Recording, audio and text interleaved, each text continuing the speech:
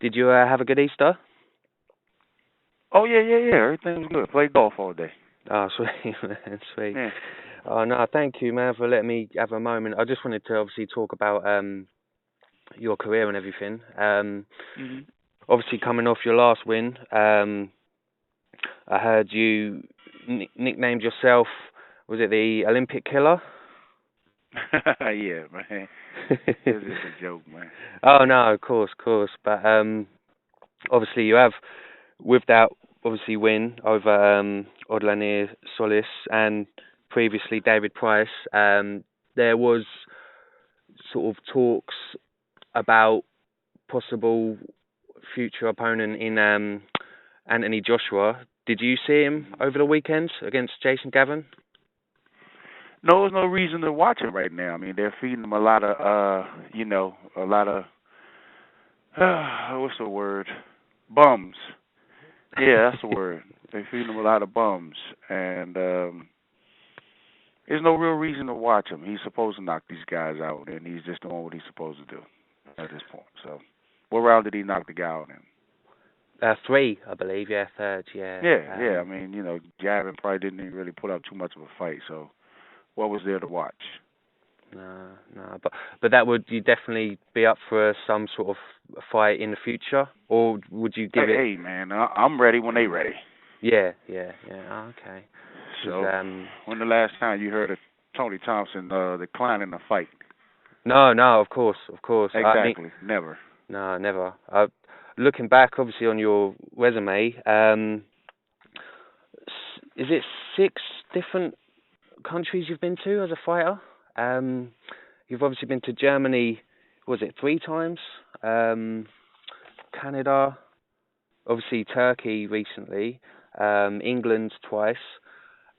Do you Switzerland. Switzerland, France?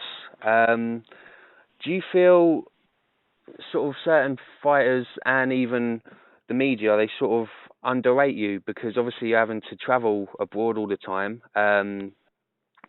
Does it do you enjoy it, or do you sort of get a bit annoyed at the fact that you're not boxing more often in your sort of hometown? I mean, no, I don't get annoyed. I mean, it is what it is. There's no market for me in my home country, unfortunately. So, I go where there's a market. I go where I can get fights.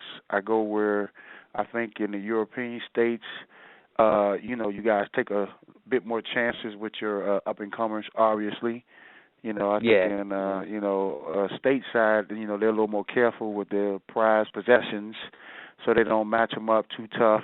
So, I'm a real fighter, man. I'm gonna go wherever the fights are. I don't care how long the odds are against me. I'm just there to fight and prove people wrong, and I've been able to do that. So it don't really matter to me where the fight is. Just bring me over there, and I'm kicking somebody's ass. obviously the Price fight, he's come back under new promoters in the Sauerlands, and do you see a lot of people that watch him sort of still think that he's suffering from the defeats you put on him? Do you see a sort of an opportunity where maybe he could become a world champion of some kind, or do you think you probably did mentally affect him with the two No, I defeats? mean, I think yes, I did mentally affect him, but no, it's not too late for him to become some type of world champion because, in the end, if he looks at the defeats to me as a blessing in disguise in terms of now I know what I need to work on to get better and to Yeah, get on that level, then he can use that to get on that a different level. He obviously has the physical tools. He obviously has the pedigree in terms of making the Olympics, medaling in the Olympics, yada yada yada. So the gifts are there. So yeah, if he yeah, use the loss again to get his mind right and to realize if this is what he wants to do, that he has to make certain changes. Then no, I can see Price. I mean, he's just as good or better than the current Deontay Wilder. So I don't yeah. see why he couldn't be heavyweight champion. No, oh no. You mentioned Deontay Wilder. Is that that's obviously someone who, again, there's still a lot of question marks over his name, despite him being WBC champ. Do Hmm. you see him as a real deal, or do you see him as someone that still needs further testing. Well, I mean, yes, he obviously needs testing, but he did beat a very good fighter in Stavern, so Yeah, I don't know how much of it was from Stavern not being physically fit and able to fight, or because Deontay did look better. I will say that he did look better to me in his previous fights. He showed a lot of discipline. He showed newfound skills. His trainer Mark Breland really done a great job of helping him understand range and stuff like that. But it still has a lot of flaws in there too. And those are not going to be worked out with one fight. It's going to be sort of the Vladimir Klitschko, Emmanuel Stewart situation where, over time Emmanuel changed Vladimir's whole style into what he is now. So same thing could happen for Deontay. That remains to be seen. Okay. Yeah, of course. You I saw on Facebook you mentioned about getting a fight with Manuel Char. Is that still the fight you're looking for? Not at all. No? Manuel Char chose a safe route for whatever reason. I don't know what these guys are thinking. In order to get to be number one mandatory and all that stuff, you have to fight other ranked guys. Yeah. So I don't know what's their reasoning for not trying to fight someone else that's ranked and choosing a safe route like they are. But that's not my question. I'm here. I'm available to fight. His people saw fit not to fight me, so I'll move on. Okay. You mentioned Klitschko earlier. How do you see him getting on with Brian Jennings? Do you see that as a win for the champ, or do you see anything in Jennings? Yeah? Yes. Brian Jennings is a very good fighter. Love him. Love his heart. Love his development. Yeah. But to me, he's a cruiserweight at best.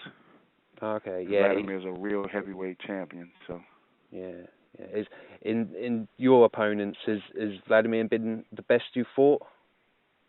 Oh yes, Vladimir's one of the best all time. Yeah. I think he's reached that stratosphere, and he's, to me, want to be one of the best of all time. Doesn't mean he can't be beat. No. But I was going to also ask about what are your feelings on Shannon Briggs and his comeback? Because obviously he's no feelings at all. No. I'm not even going to address Shannon Briggs. I love him as a person or whatever the case may be. Done absolutely nothing as a fighter to deserve any shot. I just think he's putting himself back in the limelight, which is okay. He's probably promoting some other crap, but it ain't going to snap boxing. He hasn't done anything to deserve to be in a ring. So. No. I mean, there were talks that providing Klitschko gets through Jennings, that apparently there's a September date for Briggs, but I just didn't know if that would, fighters like yourself travelling all over, that's obviously a bit sort of, he's playing the game and that, calling out, but obviously to some degree it must be a bit, considering the fighters he's come back and fought, they haven't been top-notch guys, whereas you're obviously taking out, former gold medalists. It just, it must be a bit sort of, you should Travis did justice, man. Travis did justice, if you ask me. If he actually does give Shannon Briggs this fight, it's no. But obviously with the Char fight off, have you ever, someone like maybe a Antonio Tarver or a Malik Scott in America, or is that sort of, you want to sort of fight the more highly ranked guys? Definitely. I mean, I'm 43 years old. My time is running out in this game. I can't waste my time on Malik Scotts and Antonio Tarvers. Very good fighters, but they're not in the rankings where I need them to be to get closer to where I need to go. No. You understand what I'm saying? I can't get it higher in the rankings fighting those guys. So I want to fight the guys right above me or just below me. Yeah. Yeah, straight out. No, of course.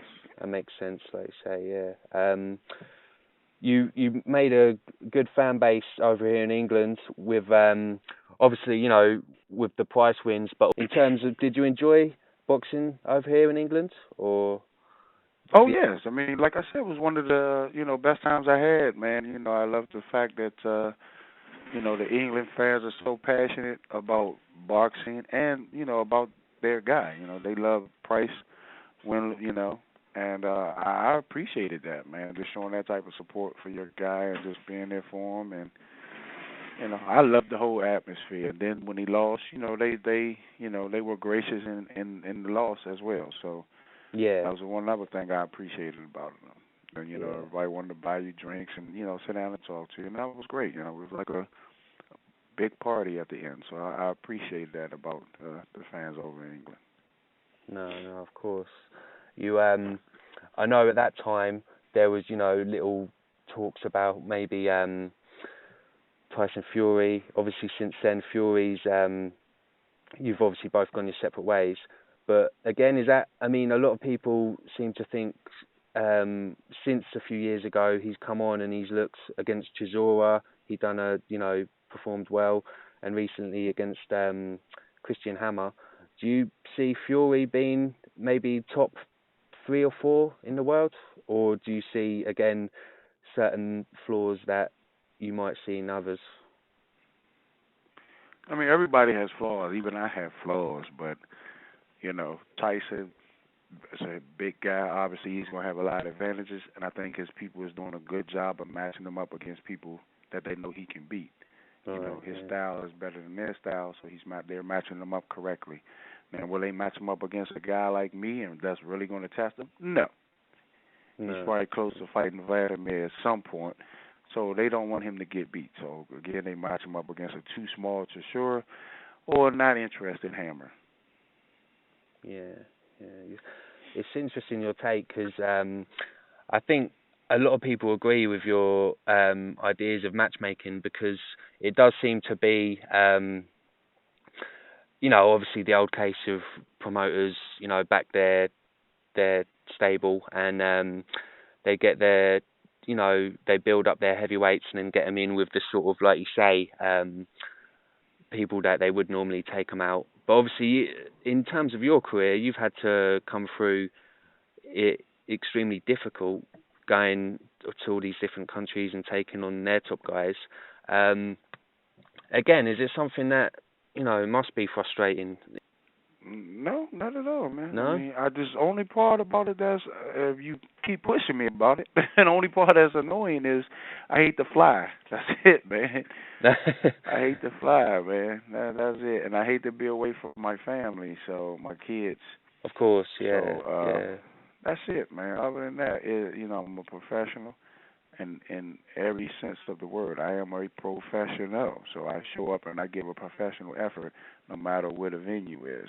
If the venue is overseas, yes, I want to come and make sure that people overseas that who might not get to see me ever again get the best out of Tony Thompson. If it happens to be that I'll get to fight at home, then so be it. But it's all the same to me. I'm gonna give a professional effort.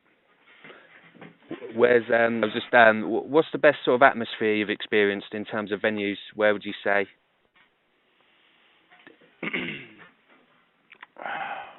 Probably when I was in England, Oh, when you was, okay, cool. Yeah, man. Yeah, Oh, yeah. nice. That price fight, after that, or my first trip to Hamburg when I fought Krasniki. Yeah. So those were some great venues with some great fans, and it made for me winning even better. Yeah, yeah. Growing up as a kid, who were your main? What got you sort of involved in boxing? Was it the heavyweight scene, or was it lighter weights back then, or was it No, I mean as a kid, my favorite fighter probably coming up was Sugar Ray Leonard. Oh, okay, Sugar Ray, my favorite fighter. My all-time favorite fighter is probably Muhammad Ali. But I wasn't nowhere interested in fighting as a kid, man. That didn't happen until I got older, right? Okay. I didn't come up with dreams of being the heavyweight champion of the world. I came up with dreams of playing football, American football, and that's all. Okay, yeah, sure. And then you just broke through. How? When did you start boxing? What age did you sort of start 27. to take? Oh, really? Yeah, I didn't get into boxing until I was 27. I was all grown up. Obviously I wasn't playing football, so I'm a competitive person. I went to the gym one time, got stuck on a competition, and been chasing the heavyweight championship ever since. If they're both in their prime, out of Ali and Tyson, who would you go for? Oh, definitely Ali. Yeah? I think. Oh yeah, Ali had the movement that would bother Tyson and the jab that and the speed that would definitely give Tyson problems. Now, yes, Tyson's going to be a handful for any heavyweight in any era, but Yeah. I just think in terms of that fight, that style of Muhammad Ali's would went out over the style of Tyson's. Yeah. Mayweather Pacquiao, how do you see that one going? Oh, Mayweather by KO. By KO? By KO, baby. Oh, Around the okay. 8th, ninth, 10th round, he's probably going to start picking Pacquiao off. Pacquiao's going to be behind on the scorecards, start lunging in, and the same thing that happened against Marquez is going to happen against the top boxer in the world, Mayweather. He's going to get caught coming in. Wow, yeah. I was just to hopefully wherever you're going to be boxing in the world, hopefully we'll hear from you soon about a sort of a message when you're next in the ring, because you're always a joy to watch. Just finally, is there any sort of message, in terms of towards any of the English fighters, like your Joshuas and Furies, because I mean, as far as Anthony Joshua is concerned, if they want to fight, that's fine with me. He's not ready, and they should let him marinate a little bit more, But if not, then, come on, I'll make him, I need an Olympic gold medalist on my resume, and he would fit the bill. As far as Tyson Fury, I mean, Tyson's a big pussy who would never fight me, so I'm not even going to address him. Oh, okay, champ. Well, once again, thank you for your time, and yeah, hope to hear an announcement soon about your next fight, champ, and all the best. Take care, Tiger. All right, you too. Thank you. Cheers, Bye-bye. brother. Thank you. Bye.